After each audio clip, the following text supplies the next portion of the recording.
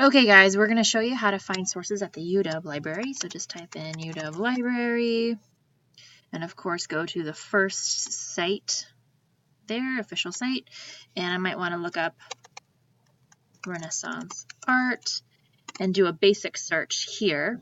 However, I can also do an advanced search which might help some of you find more specific detail on some of the variables that you're studying for your thesis or just your overall topic. Ms. McKinney. So for some of you guys, especially if you're searching, for instance, if you're looking at medieval Europe and you want to search just that term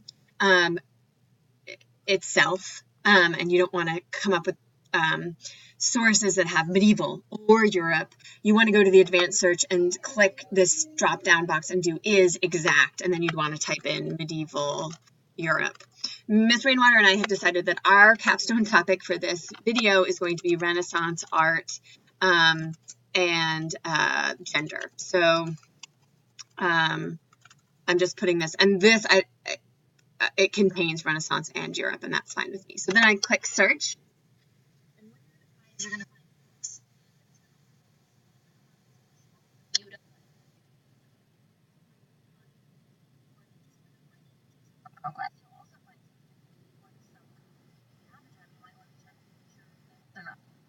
Find that journal in ProQuest, but at the same time, it's kind of cool to get the text anyways.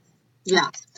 So we'll show you how to find where each of those sources might be in the UW library. The library that we're going to go to is the Central Library at the University of Washington, which is the Suzzallo and Allen libraries. So you need to click on that to make sure that you're only looking at books that will be found in the Suzzallo and Allen libraries. So I'm going to do that. You can also look where it says availability. You can just check to make sure there if it's at the library you want. Yeah. And this will be 35 results in articles, books, and more. So women in Renaissance and early modern Europe, that looks interesting, though really broad. But here I'm going to look at the availability and request option, so I can just click on that, and it shows that there's one copy available at the Suzzallo and Allen libraries in the stacks, and this HQ number, well, I'm trying to highlight it, won't let me, is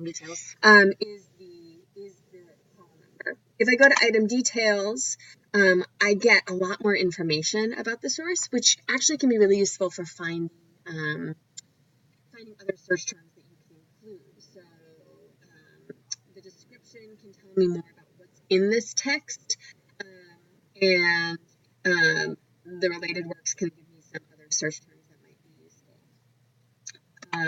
The thing you want to write down is the call number and the author and the title. In fact, probably what we are going to ask you to have is the MLA citation. Is that correct? They can just write the call number. Yeah.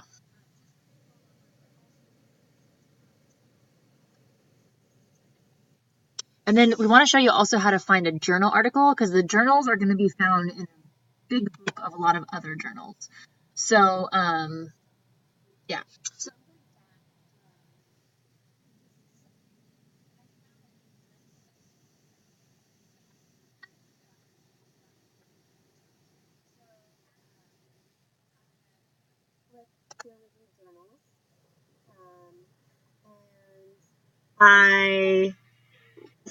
sometimes the peer-reviewed journals are a little more specific, and that might be difficult if you're just starting your research process.